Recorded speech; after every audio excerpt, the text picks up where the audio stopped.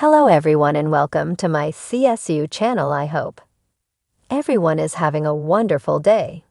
Before we begin, please hit the subscribe button and give this video a thumbs up. Bravo had the perfect Real Housewives spinoff, but shockingly pulled the plug.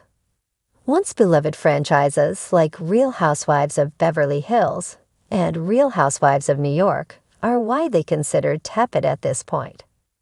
While Bravo is scrambling to reignite the magic of their biggest franchises once had, small but mighty shows like Real Housewives of Salt Lake City and Real Housewives of Miami are doing the heavy lifting while delivering drama and scandal. So why not bring another franchise on board? Years ago, rumors swirled about Bravo eyeing Nashville to be their next location for a Real Housewives franchise. Nashville isn't just a small city where the worst person you know had a disco cowgirl-themed bachelorette party. It's also the country music capital of the world. While there have been several attempts at having a reality show based in the buckle of the Bible Belt, they haven't ever stuck the landing, such as the forgettable Very Cavallari and Private Lives of Nashville Wives. Over the past several years, it's become a haven for Hollywood starlets. So now is the time for Bravo to revisit the Real Housewives of Nashville and finally do Nash Vegas justice. Back in 2021, actress-turned-singer-turned-podcaster-turned-chronic oversharer Jana Kramer was spotted filming with Brittany Aldean, wife to country singer Jason Aldean, and is best known for publicizing her horrific political stances on Instagram. Rumors swirled around social media platforms that Real Housewives of Nashville was finally coming, and Jana later confirmed that Bravo was in the early stages of putting together a show. She maintained that she was asked to do it, but she turned it down because she doesn't like girl drama. She then went on to insist that she would love to be a sidekick or a friend. Considering Jana is far more known for capitalizing on her personal life than her singing and acting chops, it's highly unlikely she's averse to girl drama. Incidentally, she has sparred with former friend and fellow Nashville local Kristen Cavallari, who happens to be one of the most iconic reality stars from the early aughts. Jana was spotted going on some dates with Kristen's ex Jay Cutler after their messy divorce. If only Bravo had cameras on them during this era, it would have been riveting television. Jana and Kristen aren't the only starlets who were big on the early 2000s scene that now live in Nashville. Jessica Simpson placed roots relatively recently there as well. Obviously, we all remember when she first made her mark on reality television with Nick Lachey in their iconic show Newlyweds. After their split, Kristen dated Nick for a hot minute, and on top of that, they've both been football wags. Reality shows with weaker casts are often criticized for the group's lack of history, but the lore goes back decades with these women. Nashville is teeming with social circles that would be perfect for reality television. Obviously, I'd rather forget that time Kristen Cavallari tried to make a reality show comeback with Very Cavallari. But that little circle she hired cultivated would be compelling, especially Shannon Ford. Her confounding marriage to fellow influencer James Middleton has made waves across the internet because, well, she's such a catch and he's such a tool. While she is shilling smart cups and Pura diffusers, he's got a pseudo-business promoting pseudoscience that he has pseudo-qualifications to be promoting. It's bone-chilling, it's unsettling, it's poetry. Sporadically lurking the subreddit dedicated to this fiasco isn't enough. I need to see this man's reputation disintegrate while his wife reckons with how much he sucks on my television screen. Nashville has become a hub for other reality stars as well, include many members of Bachelor Nation. Have I ever watched anything from the Bachelor franchise? Absolutely not, but various contestants who give the cringeworthy content that I both adore and despise would be much more captivating on Bravo show than on a dating show that is essentially America's next top influencer at this point. I yearn for a behind-the-scenes peek at Matty Trout's marriage to billionaire youth pastor Grant Trout, who totally gives Kenneth Parcell energy. I crave to see what goes through Caitlin Bristow's brain when she posts crying selfies on Instagram with inspirational quotes at her big age of 40.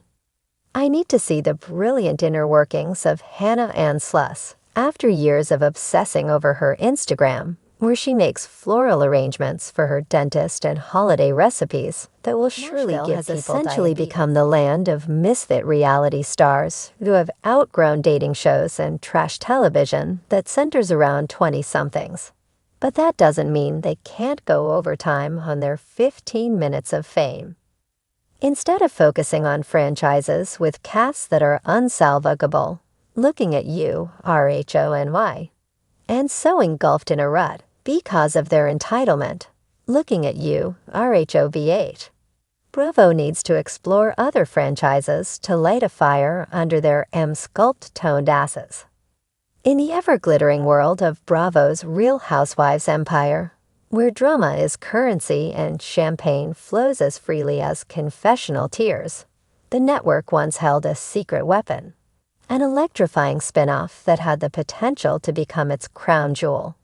Fans buzzed, housewives hinted, producers teased, but just as anticipation reached a fever pitch, Bravo shockingly pulled the plug. What happened to Real Housewives? Second chances. Whispers of the show began in early 2024. The concept was delicious. A redemption-style series featuring former housewives who had left under scandal, controversy, or emotional burnout. The cast? A mix of fan-favorite firecrackers and misunderstood misfits. It was set to star RHONJ's Danielle Staub, RHOB's Brandi Glanville, RAOA's Phaedra Parks, RHOC's Vicky Gunvalson, and RHONY's Aviva Drescher. An explosive combination that nearly guaranteed Bravo gold. The pitch was simple yet genius. Drop these women into a lavish estate in the Hamptons for 6 weeks, remove their glam squads, deny them daily cell phone access, and let their raw, unfiltered personalities emerge. The show promised healing, fights, forced bonding, wine-fueled revelations, and, most intriguingly, the opportunity for each woman to rejoin the Bravo universe, if they could prove they'd grown. Filming had allegedly already begun. Fans spotted Vicky shopping in East Hampton. Brandi posted cryptic Instagram stories from a mystery mansion. And Phaedra was unusually quiet. Too quiet. Bravo itself teased a journey of redemption in a now-deleted tweet. By all accounts, the wheels were turning.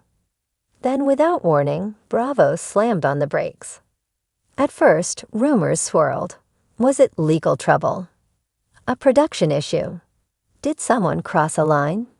Eventually, it became clear. A volatile cocktail of off-camera chaos, cast clashes, and network nerves led to the decision. Sources claimed Brandi and Aviva nearly came to blows over a dinner table debate involving ex-husbands and reputations. Vicky, feeling cornered by younger cast members, allegedly locked herself in her bedroom and refused to film for 2 days.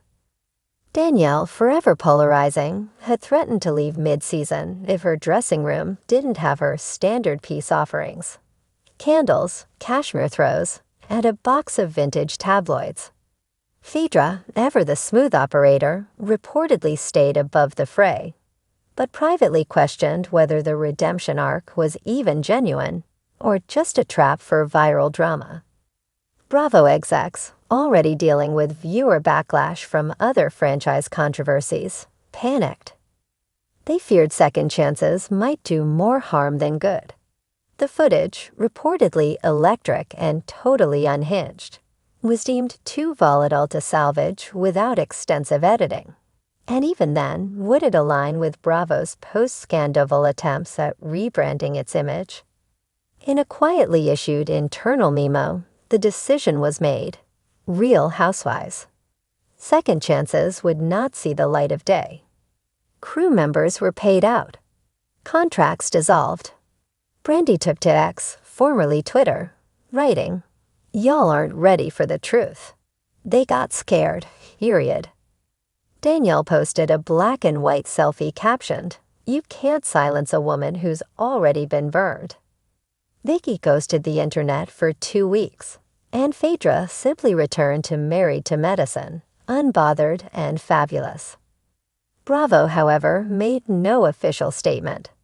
The silence was deafening and suspicious. Fans were crushed. The idea of watching beloved villains, fallen icons, and misunderstood legends rise or fall again had sparked massive online chatter. Reddit threads dissected leaked production notes. Podcasts speculated on what scenes were shot and how intense things got. A few row crew members even claimed that 3 episodes were already cut, one titled From Botox to Breakdown, another Blame It on the Pinup.